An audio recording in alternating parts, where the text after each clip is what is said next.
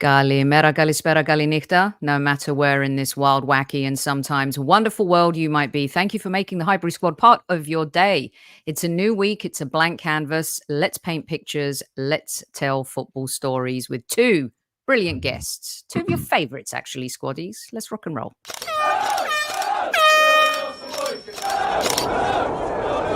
Mind the gap between the train and the platform.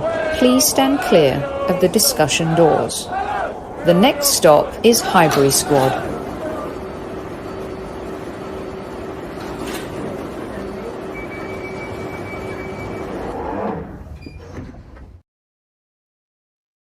Hola, hola. It is a good time to be an Arsenal fan, despite what the critics say. For those of you who are listening on replay, many of you will. It's a 7 o'clock start today, a little earlier than usual.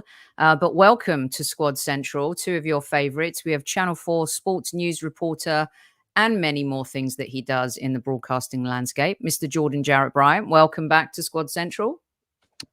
Thank you for having me back. Good evening, good morning to wherever in the world you may be. And of course, down below, we put the player under the broadcasters here. We have former Arsenal midfield maestro and one of your favourites, David Hillier. Welcome back to Squad Central. Thank you. Thank you very much. Feels a bit like a 2v1 when you put it like that. I'm underneath you. But studs up, two-footed, incoming. And good evening, squaddies. Thanks to those of you who've been able to make it live to the show. And please do listen to our Chief Like Officer. Hit that like button. It helps the show. Let's get stuck into it, boys. Coming off an insane couple of weeks, really, for the Gunners. And Jordan, I'm going to start with you. I know you've spoken on your Forever Arsenal podcast over at AFTV. Lots of narrative coming into this match, and Leicester City at home, Vardy. There's been some heartbreak and heartache. A quick take on your assessment of the game, but in particular for a player like Martinelli, who's much maligned by some of the Arsenal universe. A huge sigh of relief for him, and he silences his critics. What say you? Yeah, so on the game itself, I think it was important off the back of what's been a very difficult start for Arsenal with some really difficult games as we go into, and I put in inverted commas, an easier run of games coming up, that we just got off to a win. If you're going to go for a title and you have a home game against a promoted team, that's a game I expect my team to win. That's not being arrogant. That's not me being even rude or demeaning. But if you're going for a title, you should be beating Leicester at home. So the most important thing is that they got the win.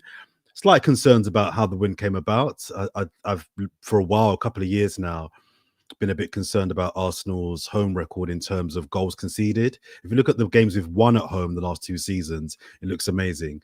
I'm still seeing too many cheap goals at home at the Emirates. I don't think the Emirates is the fortress that I think it could and should be. I think teams still think they can score, even if they don't win the game. I want the Emirates to be a place where teams think to themselves, can we get a goal here? Weirdly enough, I think teams are more scared of us when we go to them than when they come to us, but that's a different thing altogether. But we've got the 3 points, but I think conceding 2 goals, albeit with a great second goal from them, I think is not great. But they came through and they fixed up, and I think it would be disingenuous to say that they didn't deserve to win that game. The better team won the match. But I don't want to get involved in basketball. I don't want to get involved in 4-2s and all that sort of stuff. So that for me needs to be improved upon. And just on Martinelli, hands up. I'm not a massive Martinelli fan. I think he's a brilliant talent. I think a couple of years ago when the running came, was probably the only player that for me stepped up in that run-in. He was the only player that delivered, in my opinion. But I just think that my criticism of Martinelli has always been his decision-making. I think he makes the wrong decision too often. I appreciate last year he had a really difficult time with injuries, and I think he needed that goal and assist on the weekend. So I'm not a critic of him. I'm an Arsenal fan. He's my guy. I want him to do well, but I'm not in the Arsenal fan camp of he's amazing, he's brilliant. I think he's fortunate to still keep his place in the 11. If I'm being honest, but that goal and that assist hopefully will trigger now a run from him. And maybe if Odegaard was fit, Martinelli would be the one sitting on the subs bench. Dave, you were doing comms on the game. You were in the stadium. with your key lime pie. Huh? Key Very lime pie. nice. Yeah, I didn't eat it all though. I was too full up from the sea bass before that. Listen to you. I've got the remnants out of the bottom of the thing, so they don't give that out because it's not a full portion. So I got loads of the little bits, but you know, I love it. what you get. I think Jordan has a point about the goals, but I also think these goals in particular, Dave, first one, deflection, second one, there was just a beautiful goal. Nothing you can do about that. Deserves all of the praise as the Leicester player. But how did you see the game from the commentary seat? Well, first of all, I like Jordan's approach to the next few games. That it's a run of easy games. We've got PSG and Liverpool in the next month. PSG, like, you know, I mean, they haven't lost yet. They've won every game, drawn one, sitting pretty. So yeah, and Liverpool at the top of our league. So it's like kind of. Hang on, isn't it Southampton next in the league? Yeah, Southampton, Bournemouth, but in the next month, like, you know, the run. Oh no, I meant league games. I meant our next league I games. think that's going to affect the team, though. Do you know what I mean, George? It's going to affect selections. True. It's going to affect things like that, and I think we've come to a stage from 3 games in September weekly, like, you know, where the team got nicely broken into the season, to all of a sudden 2 games a week. So running up to this game, I thought our performances, you know, against Bolton as well, the way the manager changed the team around and they all performed. I think it's just that building momentum for Arsenal. And I think Leicester was one of them games where it was, it was unfortunate. We should have finished them off. Their goalkeeper was made to look very good by some, I would say, not poor finishing, but, you know, a yard either side of the keeper. If Ian Wright had done 2 of them and we'd have gone in at half time and Tony Adams would have said, you need to finish one of them, mate, and you need to hit it to the side. So we had chances to win the game, but I think in the Premier League at the moment, there's always that risk that you sort of just drop your level for a minute and the opposition get in. They did from the deflection. The second goal, I don't know. I think Thomas Partey, he had a slow game for me. He had a slow game in there, and he didn't track the runner. I think it was Ndidi who was out on the wing, and you know, and I think he didn't do what he should have done. So I think at times there was a bit of slackness, but you're going to get that. And at the moment, I've seen Arsenal in the last few weeks play lots of different games within the game. You know, they've had to defend, they've had to low block, they've had to, you know, have a bit of steel. And it's apparent they're not going to win the league like Man City or the Arsenal of 2004. You know, they're not going to play this beautiful game. They got good players in there, but they're learning how to play. So I think it was a decent performance. I think Calafiori was a little bit lucky with all the things that went on. I think I'm gonna get to him. I'm gonna get to him with you guys, but I wanted to riff off something Martinelli quickly. Martinelli. Yeah. I've always said he's a little bit of a one-trick pony, and at the end of the day, that only works against certain players at certain times, and it worked against Leicester. He ain't got lots of dimensions to his game, and he can't play against lots of different systems. So, in his defence, yeah, he can come on.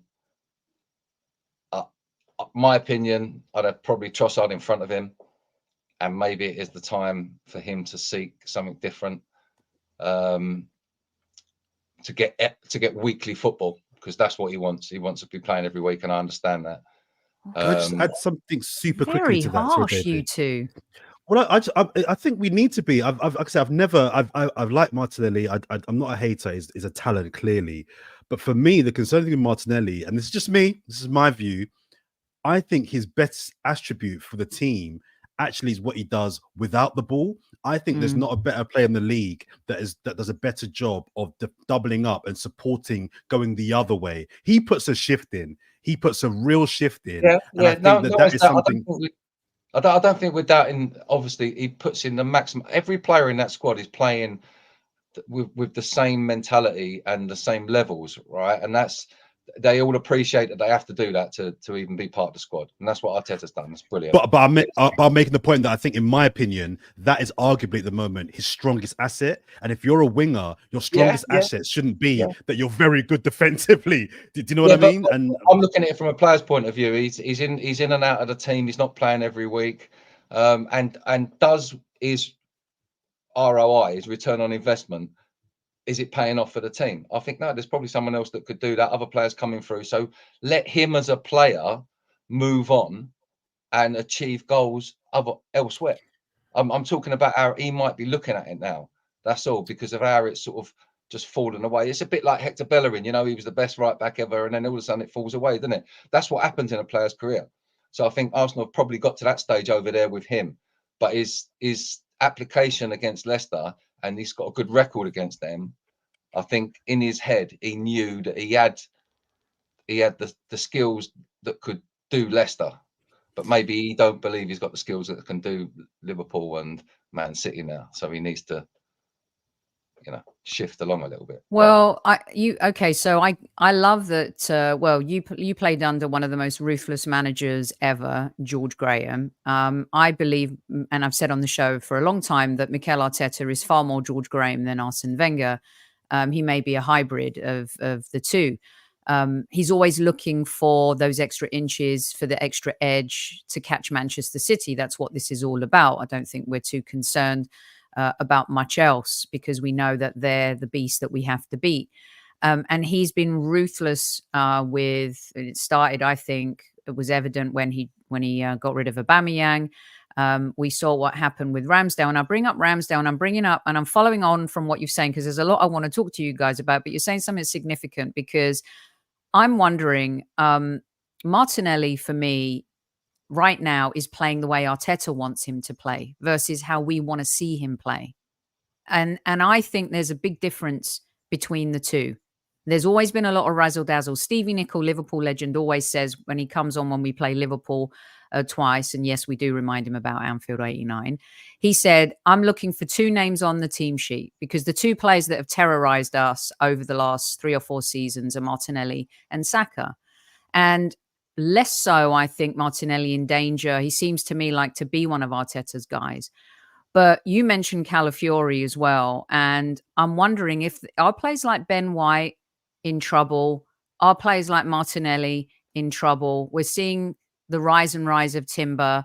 Calafiori to me seems like a rough diamond. Is he 100% ready? Jordan, I'll get your take on this first.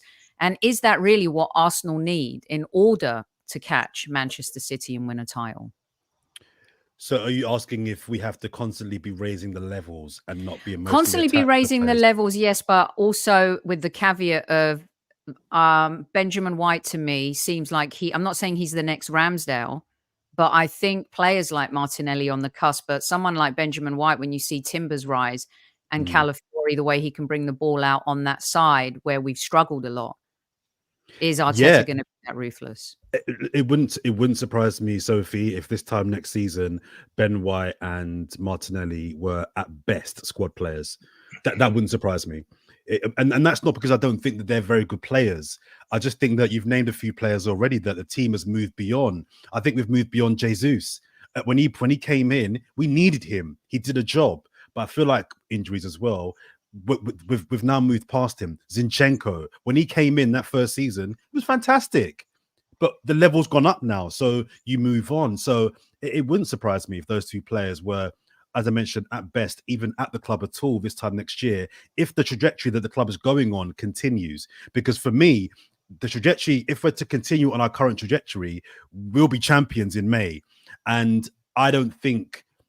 I'm not so sure that Martinelli is someone on this current form, and what I'm seeing from him currently is somebody that I can see contributing to that, or at least maintaining the status of the left wide player as a Premier League winning club. So I don't want to sound like I'm hating on Martinelli or Ben White, but I'd be a little bit more concerned for Martinelli than I would for Ben White. But they're two good examples of players that, it wouldn't surprise me if they are the new Ramsdale, if they are the new Zinchenko, i.e. players that the club, the Smith Rowes, these are not bad. None of these are bad players. But if you want to raise the levels, if you can't match that level, then I'm sorry, we have to move past you. Saka is matching that level. Raya is matching that level. Partey, I don't think he'll be there next year. It's not about being emotionally attached to any one player. It's about looking at each player and saying, can you maintain the level that's required? And some players can for a period of time, and other players, they can play at a high level, but maybe not the highest level. Dave, do you feel like there's some scapegoating going on here a little bit too? Haven't we wanted? It's really funny because I think the focus a lot is on the starting 11 always. And we know Mikel has squeezed a lot out of that starting 11 to the point where players have become exhausted or injured towards the end of the season. We've lost them at critical moments and times. We've seen Xhaka be the scapegoat. We've seen you went as far back as Bellerin. We've seen Zinchenko be the scapegoat last season. It feels like Martinelli's at that point a little bit this season. But are players, and can you see players like that in a little bit of trouble as Mikel tinkers for the perfect formula?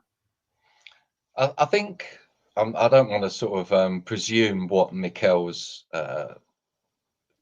train of thought is regarding having a system or a solid team.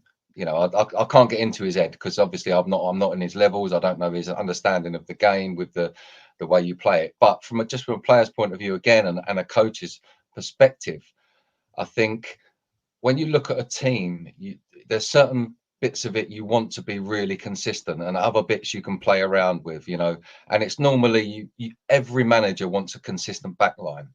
You know, that perfect back four or back five that can carry you through the whole season. You look through all the Premier League years, there would have been some major players in them back lines that were playing, 38 games in the Premier League, playing every single game.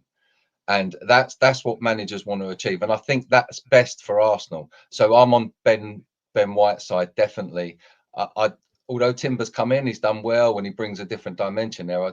The consistency that Ben's got when he's playing in that back four and what he's got. The problem is over on that left-hand side a little bit, and he's tinkered with it, and we've seen players not getting runs in the side in that position. So it affects that. But for me, I think the key thing is you look at Rice finishes and starts every game. He tries to keep that midfield pairing solid. He keeps the two central defenders as solid as possible. You couldn't imagine just drafting someone in, just to sort of tinker with it a bit in that position. So he's got a core there. I'm just not sure if he knows what's his best sort of thing to wrap around that core, if you know what I mean, and go and do the really, the expansive stuff, the movement and all that. Definitely missed Ødegaard. I think there's definitely a hole there. So we've had to play differently recently. So that may have affected why he's tinkered. We know, obviously Ben White's injured, so that's why Timber's playing. But I would expect Ben White to come back in. I would think Arteta would want, and I think Calafiori is probably our best fit at left back at the moment. Absolutely. I think he gives us a lot. Regarding Martinelli, I am still where I was 5-10 minutes ago.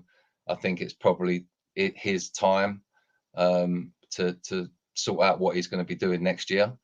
But obviously, he'll give everything to the club. So I'm not really worried about that. I hear what you're both saying.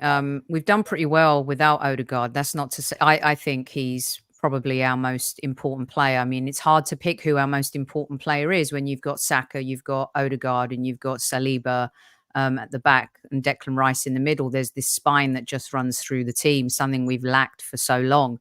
But Jordan, when you look at, I think the difference with this Arsenal, and I'd love your take on it, is no, for the first time beyond that 11, there do seem to be options, right?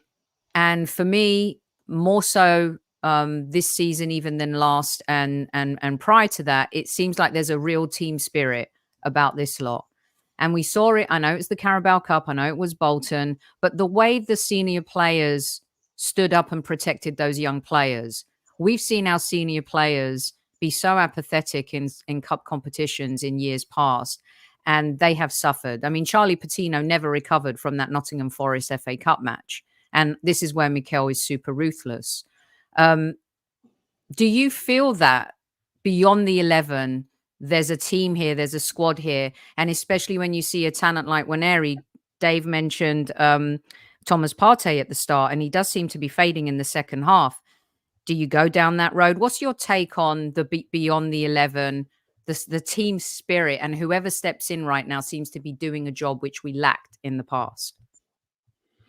So I think the spirit beyond the starting 11, whatever that 11 is, I think is very strong. I think we're rich in spirit. I think we have massive depth if in spirit beyond the starting 11.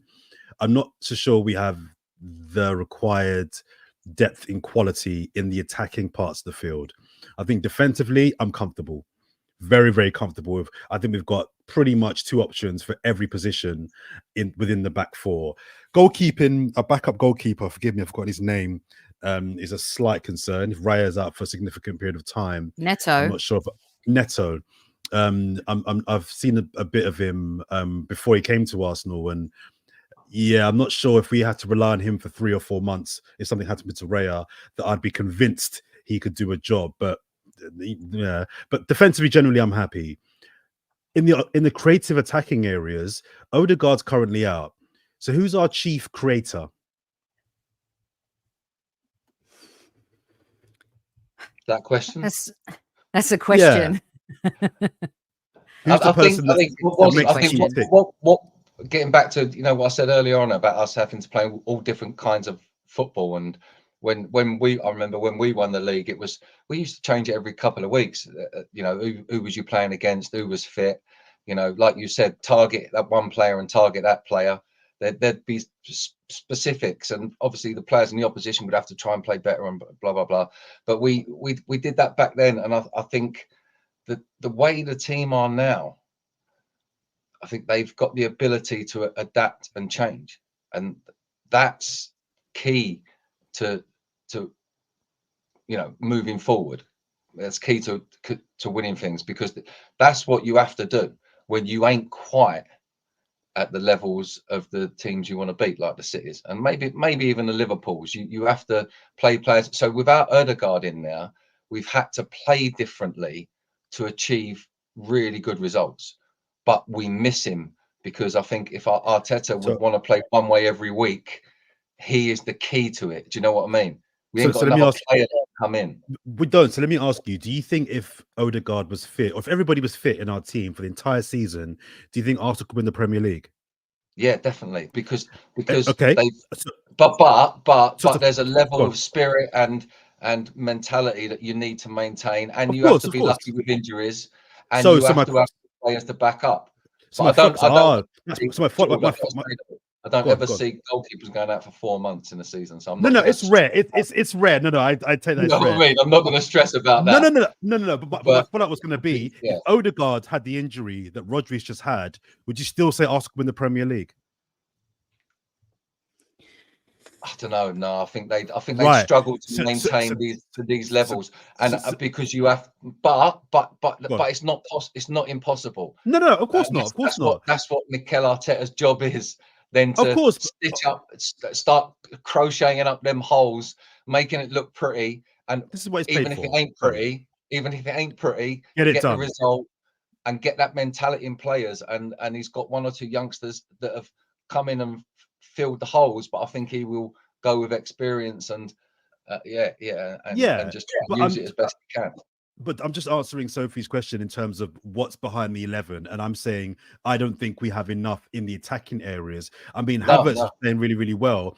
I'm still not sure about. I don't think we have a great finisher in our team. I think our best finisher is Trossard, but he doesn't start, and there's reasons why he doesn't start, and there's reasons why I agree he shouldn't start. But I just don't. I think there are positions in our attacking part of our team that I do think we are still loose. Nwaneri looks like a great talent. He looks like a brilliant talent. I don't want to be relying on Nwaneri for 3, 4, 5, 6, 7 games to be the creative hub in the middle of our pitch. I don't think it's fair on him, and I just don't think he's ready to put together a string of 2, 3, 4, 5 games in a row. So I am slightly concerned about our depth in the attacking parts. You look at the way football's played now. I think even right the way through the Premier League, I don't know statistically. I'm just going off the top of my head. What I, after observing football over all these years, is that many more goals are scored across the midfield now than up front. So loads of teams don't rely on that one front man anymore. So you don't get everyone's getting 28 and 29 goals. And Arsenal have just at the moment not got that player. So they've got to sort of adapt along that front three. But I think if they had a Haaland, but there ain't another one of them around. If they had a top centre forward, and I couldn't name one that would go in there and do it, you know. Well, we scored the most goals last season in our Premier League history. Well, this we've got a obsession. central defender that scores 16 from corners, and that's what you need if you're going to win it another way. Well, funny you mention that. Way they're using different tactics. They're using all sides of the game, and that's what they've got to do. Well, do you know what, guys? I think that Mikel Arteta is going a different way. I think he, in the summer, realised I can't get that striker that can get me those 20 goals, right? Yeah. So rather than wasting money on a Solanke or a, I know Sesko signed a contract, but rather than wasting 50, 60, 70 million on a striker that's all right, but I'm not convinced by, I'm going the other way. I'm going to make sure that defensively, we're the best team in this league. We're going to win this league by keeping the most amount of clean sheets. We won the league. George Exactly. Graham used to say, if the opposition can't score, we can't lose, right? And that was and the caveat to that is everyone in that dressing room, without George Graham saying it, knew, yeah, but we got like him right. You're right up front. You know what I mean?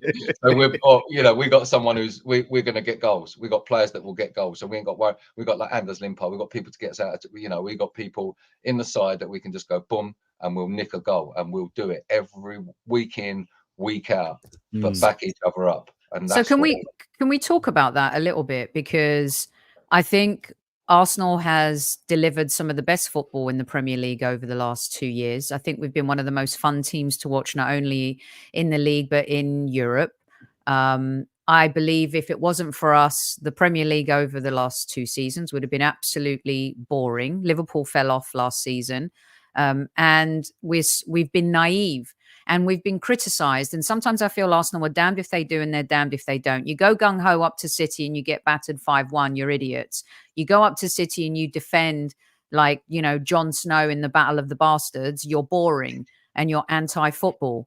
And I wanted to get stuck into this a little bit because I don't mind us playing this way if it means winning the league. I have zero problems with that. Jordan. I do. Okay, so let's talk about the dark arts rising, okay, and what this new Arsenal might mean. And we have been absolutely ripped to shreds by the media and by pundits since the Manchester City game. They just can't wait to get their 2 feet stuck in. If you know anyone who's put these memes together, by the way, squaddies, please let me know. Someone just sent me a whole bunch and I absolutely love them. As a fan, I am all about the whole dark arts rising. I've said for years, we have no shithousery. We're weak sauce. We do not know how to defend our own players when someone goes off on them. Some players are so clever about how they deal with the referee. Jordan, how is it you don't love this? So, okay. I'm probably one of the rare Arsenal fans or even football fans that feels like, and it's really good having David on because I want to get his view on this as well. I see football as an experience. As a fan, right? I think that we invest too much of our time, money, and emotional energy into following our teams to be bored, right? So if I'm going to spend the money that I spend, if I'm spending the time that I spend and I'm exerting the effort that I spend, I want to be entertained. It's not either or, by the way. You can win the title and be entertained. But and I'll be in a minority of one here, Sophie, but if you gave me 38 1-0s at the start of the season, I wouldn't take it. Hand on heart, I wouldn't take it. Because for me, watching football, I wouldn't take it. Because for me, watching football is supposed to be an enjoyable experience. And as a player, I would take it. As a player, I get a medal, I get a trophy, I get a win bonus, I get something. As a fan, if you give me 38 1-0 wins, all right, we're champions. But that whole 9 months, what did I get? No comebacks, no batterings, no thrillers, no moments, no skills. Nah. So for me, I don't want boring football. However, I will accept it for particular games and for particular parts of the season, i.e. last week. When you've got Tottenham, Atalanta, and Manchester City all within a week, and you're missing your creative hub, I can tolerate what we did. I can accept it But if you're giving that to me, the last week, if you're giving that for 38 games, not for me, thank you. Not for me. I'm not a Spurs fan. I'm not a Villa fan. I'm not a West Ham fan. I've seen my team win 3 Premier League titles. I've seen it. So I'm not desperate. It's not a case of give me the Premier League title by any means. No. For me, and I'll shut up and I'll hand over to David here, to be an Arsenal manager, and I do appreciate, I watched the George Graham era, and that was different times. It's a bit different then. But now, as an Arsenal manager, with the resources that you have, it is a prerequisite to play attacking football. I'm not here to play Jose Mourinho football. I've got better things to do in my life than watch 1-0s every single week. So for me, I wouldn't take that football every single week, but I would take it, and I did accept it for the previous week.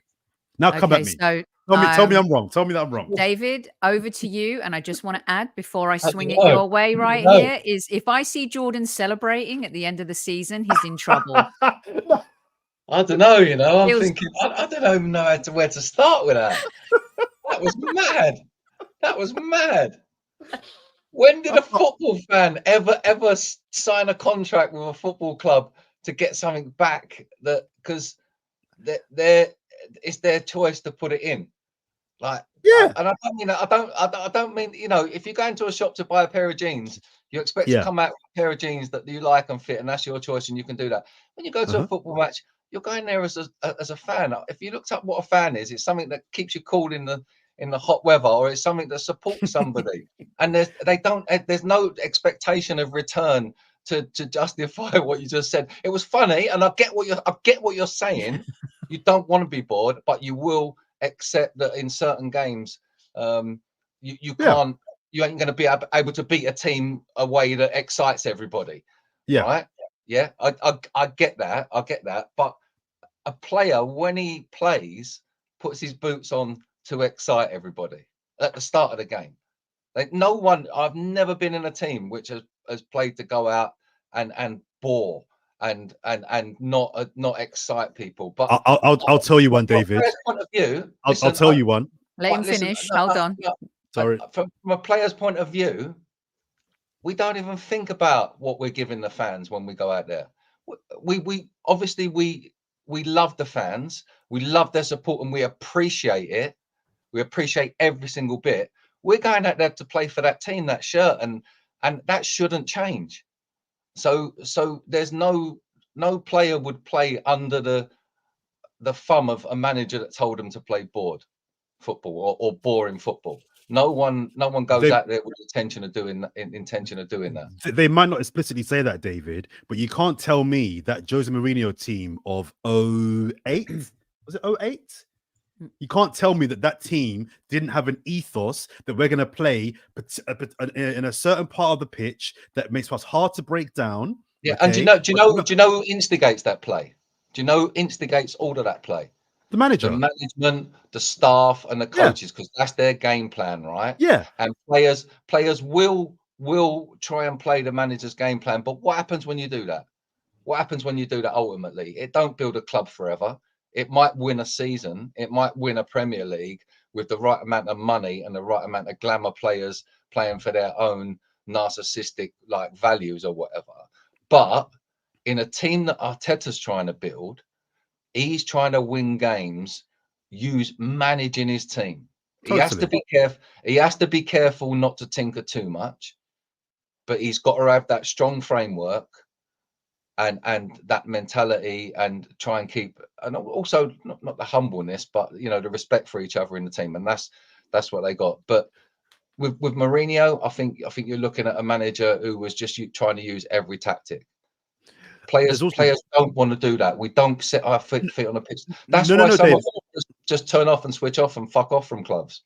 No, totally. And my point was not directed towards the players. It was about, I'm saying, if you're the manager of my football club, Arsenal, for me, it's not an either or, win or good football. For me, it's I value the quality of football and style of play on par with winning. Winning isn't more important for me as a football but the manager's got he's got something to fulfill for the club. His role is to bring the Premier League in the way that he believes in. The club are believing him in that way. So while it's working, I don't think you can really argue with that. He's got the engine running smoothly. But let me be clear. I'm not expecting Mikel Arteta to listen to this podcast and be like, well, Jordan said that I got to play sexy football. So let me listen. He's got to do what he's got to do. I'm just saying, as an Arsenal fan, for me, we spend too much money, too much time to be watching rubbish football. But how long have you been a football fan for? All my life, 40 years. How many football matches have you watched from grassroots up to top Premier League games? Thousands, probably, isn't it? Yeah. And most aren't sexy and most aren't attractive. Yeah. And every game, there's some shit parts of it, and there's some shit games. But the main thing is, you leave that ground feeling like you've supported your team. Of course, right? I'll support my team regardless. And if you've got a smile on your face and you can dig the Spurs fans out, that's brilliant, right? Of course. And even if it's a boring shit 1-0, you can. That's brilliant. But at the end of the day, it's about the feeling the fans get. I don't think you can ask for a guarantee of excitement. I think the excitement you've got to provide something. I think when you're a fan of a certain team, you fans do provide it. I think when you're the fan of a certain team, I think it's fair. If I'm a Stoke City fan, if I'm a Wigan Athletic fan, the resources my club has, it means it's a means to an end. You got to do what you got to do. I don't think you can get away with that if you're an Arsenal manager, Liverpool manager. You have the resources to do both. Do you think if a Stoke City fan leaves a game and his team have just won 4-2 from going 2-0 up, right? Yeah. And if they were playing boring football and then getting back to 2-2 and then winning the game 4, do you think that Stoke City fan goes home on that train singing any less heartily than the Arsenal fan goes home singing when his team won 1-0 from a boring game? But the difference is the Arsenal team and the Arsenal club have the resources to be able to give their fans both. The Stoke team might not. So it's understandable if Stoke scrape a 1-0 win, and that's their brand. I'm saying, as an Arsenal fan, I'm not here for boring football, even if it wins. I'm not. And everyone will say to me, oh, you're silly, you're stupid. Oh, of course, it's winning first. All right, give me that for 3 or 4 years, and then tell me. Can I just step in for a quick second? Let me just step in. I want a tennis player that only scores all his points from serve and volley. And tennis is different. Come on, tennis. That's a bad. Hold on, time out. Let me ask you guys this question, right? Because I think a lot of this comes and stems from how we played in the second half against Manchester City, the narrative, right? But let me ask you this, Jordan.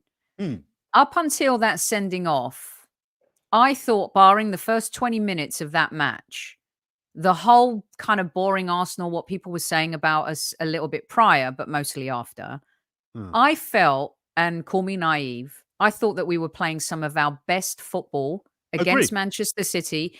Even the 2-1 loss at the Emirates 2 seasons ago, the 1-0 win, right, last season, the 0-0 away, I thought that football we were playing, it was a little bit of a mix of both, right? And then we go down to 10 men and we put on, barring a lapse of a deflection, one of the greatest defensive performances I have seen from any Arsenal team in the Premier League and any team in the Premier League.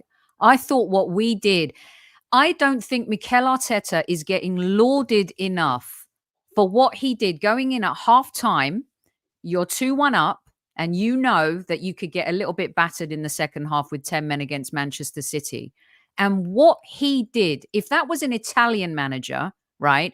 If that was Jose Mourinho or Alex Ferguson or Jurgen Klopp, we're never going to get the respect until we win the Premier League title. He will never get the respect. But what he did was, I thought, unbelievable. I agree. I totally agree. I thought it was brilliant. And the irony of this is that I love a clean sheet. I actually love and respect a defensive. I do. I love a clean sheet. I love defending. I think the way Arsenal have been defending for 2 years now has been art. I love how we defend. I love the shape. I love the intensity. Everyone knows their positions. Everyone's really intently going for headers. No one's panicking in defense. I love how we defend. I love it. So this is not me disrespecting the art of what we did in that game. I loved it. Even when we were 1-0 down, I didn't think defensively we were particularly boring. I thought last year the 0-0, there was a clear intent to get out of there with a point. This year, we were 15 yards further up the pitch. I loved the whole match. So I don't want to come across like I don't respect defending, right? And clean sheets. I love clean sheets. I'm just saying, I think you could get away with that when you're Arsenal for particular games. I'm not, as a fan, it's just me. I'm not here for that for 38 games, or that's the way we play now. That wouldn't be, if we did the exact same thing against Leicester, I'd be fuming. Because we've got the players, the manager, and the resources to be able to win and do it with style. And just to kind of come back to your earlier question, Sophie, about dark arts, I think there's a slight difference between dark arts and defensive football. I think there's a little bit of difference there. Defensive football is your intent is to set out to put 10 men behind the ball, get it forward, and then get back into shape. You've got no real intent to try and score a goal. Your intent is purely, let's try and keep a clean sheet. That's different from doing what you got to do in certain scenarios, i.e. what we did against Manchester City to get over the line, i.e. goalkeeper, go down for a few more seconds. Take a yellow card by kicking it away in the 93rd minute. You get booked, but hey, you've killed the clock a little bit. I think there's a bit of a difference between a defensive team and a team that's very good at dark arts. We're becoming very good at both, but I think they are a little bit different. Dave, what's your take on what Jordan just said? Because I felt that there's so many times, especially when we had a defensive Koscielny or Sokratis, or even Vermaelen, Bellerin, Kolasinac. Kolasinac defended more on the streets for Ozil than he did on the pitch for Arsenal. What's your take on dark arts versus smart football? Well, I think I watched Kolasinac the other week against Arsenal, and I thought he was still applying the dark arts, wasn't he? He was still rolling around, holding his leg when no one had touched him to burn a bit of time. And I think that's probably the way I see the dark arts, because the rest of it, maybe sort of in the goalkeeper's hands and that sort of stuff, and wasting a bit of time like that is fine. And that happens. That's like kind of game management, but that's when you're 1-0 up with 5 minutes to go, or 10 minutes to go. You settle into that. And I agree. It's frustrating if a team starts playing that from 10 minutes into the game because they know they're under the cosh. And but it goes back to me saying about the game management and all the different styles Arsenal had to play at the start. Man City was just one of them games when they had no other option than to do that. So we accept that. But that's not I really don't think that's an every week thing in Arteta's plans. No. I think he wants to go out there, and I think he wants to play that super shiny football. And I do think it falls down a bit with getting so many men behind the ball in them games. But listen, Man City was a game we had to get something from, and we did. We proved the point. I don't think you'll see that often this season. But there's a line, isn't there, between game management and trying to hang on for the whole season. I mean, I appreciate what you're saying, George. If you was a let me say a Southampton fan or someone like that, because we've got them coming up, you're going to probably expect to be 14 times a season going to the ground to hang on, to see a low block, and you might see a few bits of brilliance. And when you're going to watch Arsenal, with the amount of investment and opportunity and growth at the club, you are expecting us to have a little bit more than that as a fan. Totally get that, but you can't guarantee it. So that's just something a fan accepts. Let me ask you guys this, because a lot of this has been built about us. We got two or three more points I have to get from you both before I let you go. I said 45 minutes, but you know what? It's VAR added time a la Qatar World Cup here, okay? Because the conversation's too good. Unless you have to go and your tea's on the table, Dave. I know that happens as well. No. Okay, good. At the gym, and when she gets back, she's cooking it. Everything's been built Man City versus Arsenal this season. And with Klopp leaving, I think people tended to think it's a recycle period for Liverpool. Football works in cycles. I said at the beginning of the season on this show that maybe people are underestimating Chelsea. Maybe they can score 5, but they'll let in 4. So it's always going to be tough for them. But Jordan, has everyone underestimated Liverpool in particular? Nobody that's intelligent has, in my opinion. If you look at the Liverpool, I just think if you look at their team, okay, Klopp leaving is obviously a massive loss for their progression and their chances of doing well. Of course, he probably is the single most important person at their club last year, but they've still got second best forward in the league. They've still got the best goalkeeper in the league. They've still got top 5 centre back in the league. And that's without Diaz, that's without McAllister, that's without Trent. So I think if you look at their personnel and the experience that they've gathered over the last few years, I think you'd be silly to rule them out.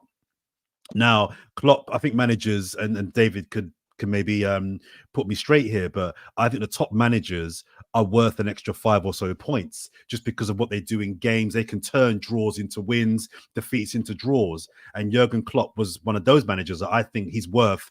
If you've got Klopp as your manager, that's 5 points on the board before you kick the ball. Now he's not there anymore. So if my theory is correct, that's 5 points that they're down. I don't think ultimately when it comes to the final running, the last 5 games of the season, that they'll be there. I think it will be us and City, but I think they'll beat a lot of teams. I think they can beat Arsenal. I think they can beat City. So no, I think you'd be quite naive to think that just because Klopp's left, that that team won't be in the mix. I think Liverpool are going to be comfortably 3rd, but may just fall off the top 2 come the last month of the season. Dave, what's your take? I think probably about right. I mean, you can only go on the form what you see now, and it does look like sort of like Arsenal, Man City, doesn't it? Chelsea, possibly sort of, I don't know, maybe Man U, Aston Villa in that next group. I know Man U have dropped off a bit, but I can see them coming back. Dropped off a bit. Well, yeah, I've got a couple of mates I had to mention Man U, and so I've just squeezed that in to give them a little bit. It's glorious. It's so glorious. A little bit of a lift. It was a bit of a dig, really. But I think the season's early. You can't call it. You don't know with injuries and stuff like that. But with Liverpool, I think when you started talking there, Jordan, it sounded like you was going to say the squad that Arsene Wenger took over, because you mentioned the back 4. Someone a decent player up front, maybe 1 or 2 decent mid, and that's what he inherited.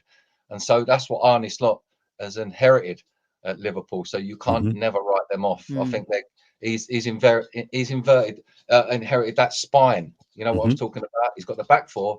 He's got a decent midfielder, but he's got someone up front, a couple of people up front.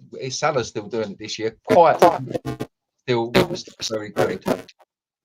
Oh, is that gone for me? And I think he can't do it. You turn into a Dalek. Yeah, and they more forward.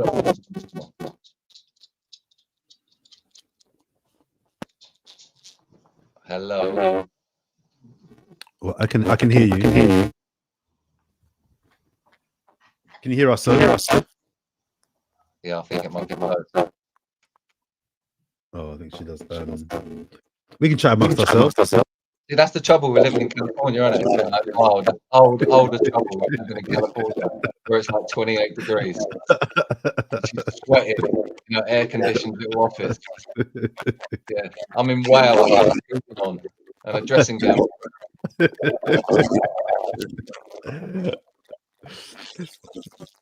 Can you hear us, sir?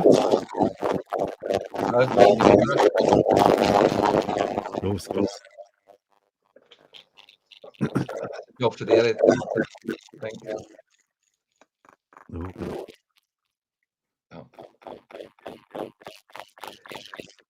Hold tight, everybody. We'll be with you in a moment. A couple of gremlins in the mix. Sophie's on it. Oh, 1 2 1 2 1 2.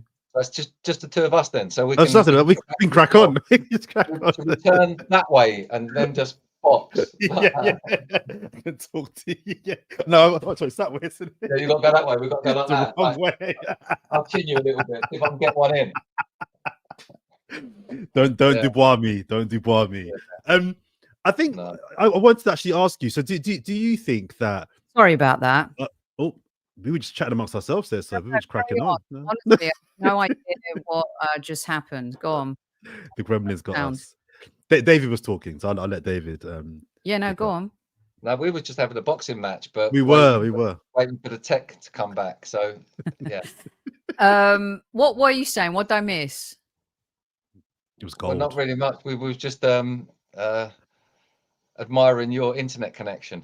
Oh yeah, well, something happened. I hope I didn't deafen everybody. I did mention the woes of being in California, where it's like 28 degrees and you're all hot and bothered. It's ridiculous. And Right. So seeing as I've lost 3 minutes, I've got to hustle now and get your take on this. So I mentioned Liverpool. Good answer.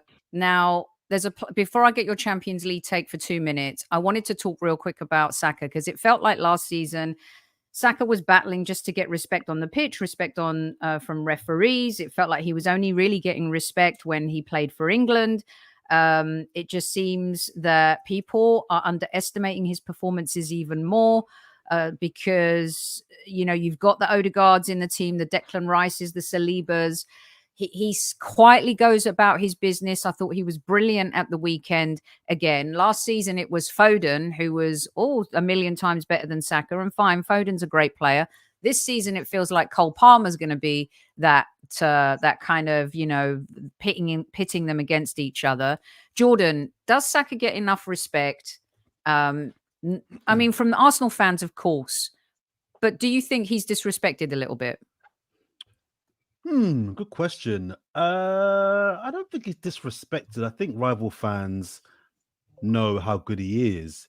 And I think so. Part of the reason why people talk about him maybe in not as glowing terms as we as Arsenal fans think they should is because he's a threat. I think it's a bit of a backhanded compliment, really, that the way people talk about him, you know, is not disrespectful.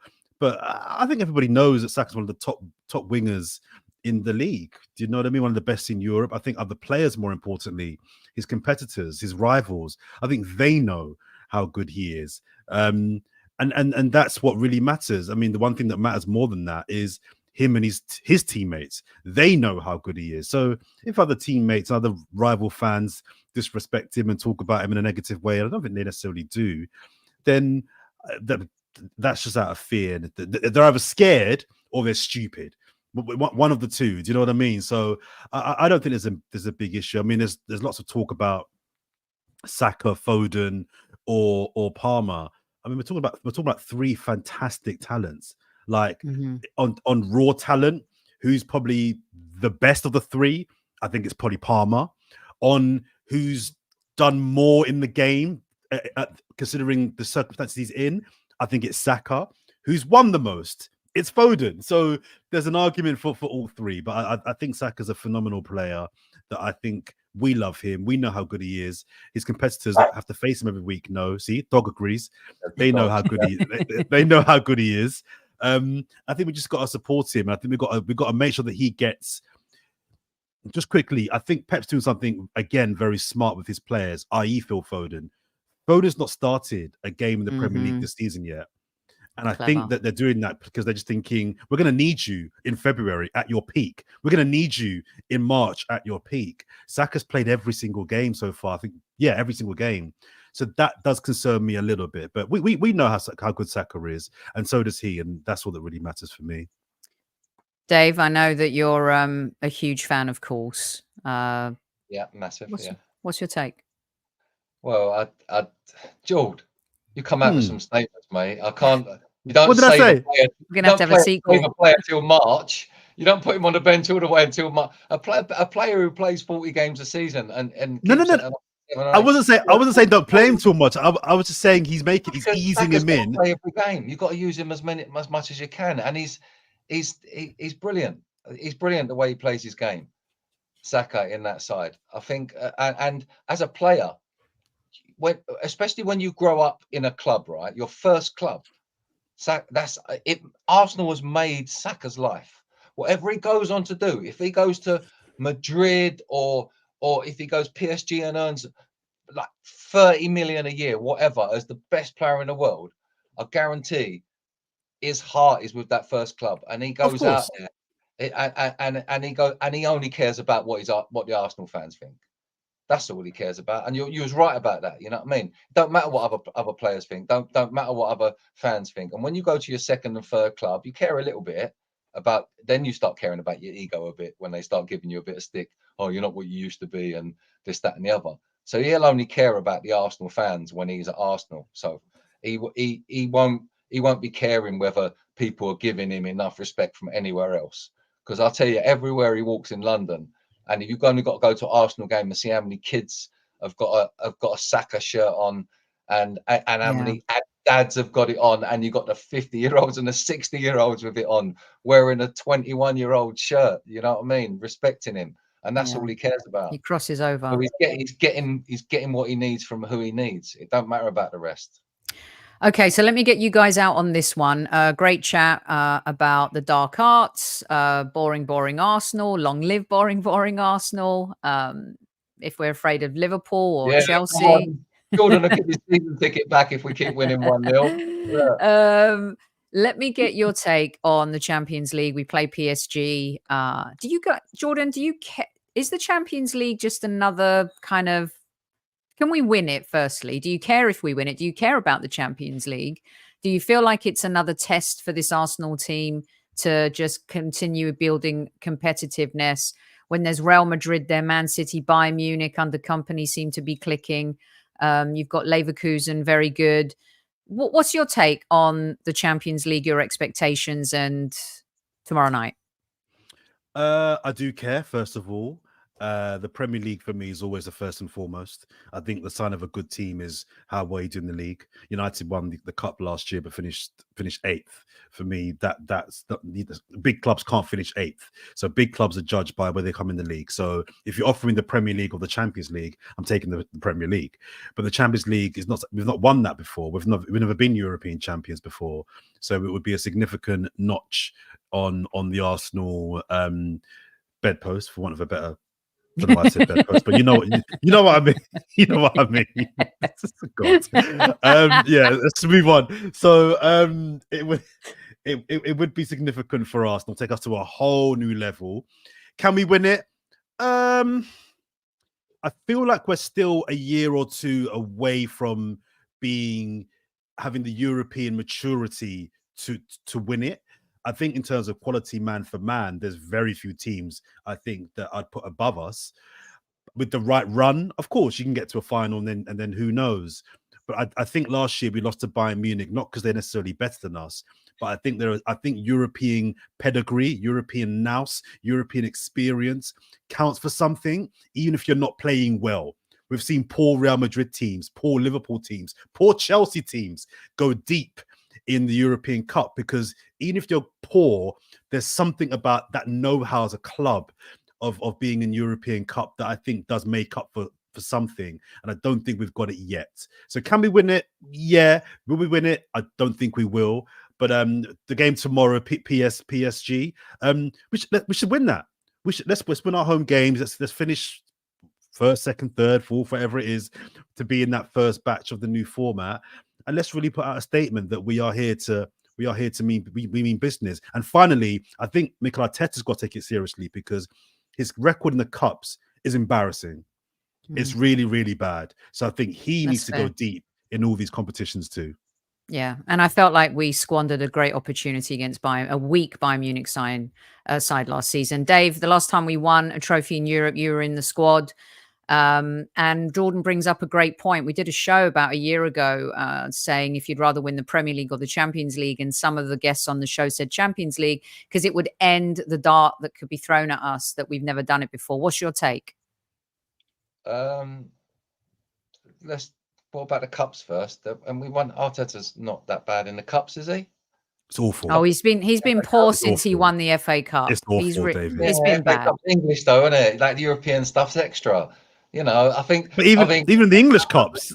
Yeah. He hasn't paid as much attention to him, but I think it's because he's been building a squad and he's had to use the players for the priority, which I agree with Jordan, is the Premier League, 100%. The priority is always the league, and I think you get to a point in your reign as it were, like Man City, where you can say, do you know what, we've got a squad of now 38 players who are all high level, and we can now accommodate a challenge for the European Cup, because that's the next level. And I don't think Arsenal are nowhere near that at the moment. So that shouldn't even be a consideration between the league or the Champions League. And from a player's point of view, I think you always go out for the bread and butter. The fans go there for 38 games a year to watch league games. They might get to watch 6 Champions League games and get really pissed off and disappointed in April when the team go out in a semi-final and they spent $4,000 traveling around the world to watch games, and you ain't won it. And that's the trouble with and the way Arsenal's been in the last few seasons. You know, getting to the ends of competitions, maybe quarterfinal. I know we went out in the EFL early, didn't we, last year? And I think not just disappearing in April, all your hopes and dreams, and coming third and fourth. At some point, the league has to take priority, and that's definitely the position we're in at the moment. Yeah. Another trophy that we last won when you were in the side was the League Cup. And I feel like a League Cup win in late February, I do believe it's in the first few days of March this year, to have until May, for them to taste that, to lift the trophy at Wembley together. I think that could do wonders for this team to get that taste of, you know. That might be achievable, because he's got a group of young players coming through now that can kind of maybe take the pressure of that competition now. I don't think we had that in the last few years. I think when he was playing a full side on a Saturday with a full squad, he couldn't afford to put out too many of his better players in the EFL Cups. But now with a few youngsters coming through, you'll see when Yeri like banging them in that cup, he'll be like Saka was when he started out. You know, he'll go on that journey, and let's hope a few of the others come through with him to help the squad out. All right, brilliant stuff from both of you. Jordan, let everyone know where they can find you. How's the show going with one of my favorites, my crush, Darren Lewis? I'll pass that on. Please pass that on. He is my crush. He's way too posh for you, Sophie. He's way too posh. So believe me, David, he's not posh at all. He pretends like he's posh, but he's not posh. Oh, one of them, is he? Okay. I'll let him know I'm seeing him tomorrow morning. We are recording our podcast, Whisper It Loudly, that I do with Darren Lewis, Troy Townsend, and Hugh Wozencroft every single week across all your podcast platforms and on YouTube. I do Forever Arsenal, as you kindly mentioned, on the AFTV platform, but I'm sure all the Arsenal fans know about that. And I'm on the socials. Lee Judge is not my man crush. Lee Judge is nobody's crush, believe me. So trust me. No, he's like a brother. That's why it would be awful. Yeah, I mean, you know, he knows. We do love Lee though. And I'm on Instagram. Check me on Instagram. It's my full name, Jordan Jarrett-Bryan. Anywhere else you want to chat, comments at me? Check me out. Beautiful. And Mr. Hillier, what's coming up? More comms at the Arsenal. Currently enjoying the Welsh countryside, but what's happening? David Hillier, 54, residing in Wales tonight. Size 10.5 shoe. Living a pretty dull life. Going to see Arsenal on Saturday, and don't worry about me on social media. It's all fine. Just watch Sophie's podcast, and you'll find out everything there is to know. I love it. Thank you so much, both of you, for joining me. We definitely went into the Qatar World Cup overtime. No doubt about that. Watch out on X and the old community, you guys, on YouTube for our next show. Don't forget to go and visit our friends at Football Prizes to win the Patrick Vieira shirt. There's Pires and Gilberto up for grabs as well. Footballprizes.co.uk. They come up with some gems, and we've had 3 winners in the last 3 weeks. We only deal with winners on this show, which is why Jordan and Dave were our guests tonight. Squaddies at ease, and don't forget the rule number 1 on the show is don't forget to tell your loved ones you love them. We'll talk to you soon.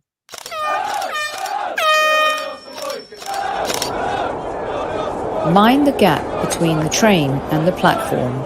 Please stand clear of the discussion doors. The next stop is Highbury Squad.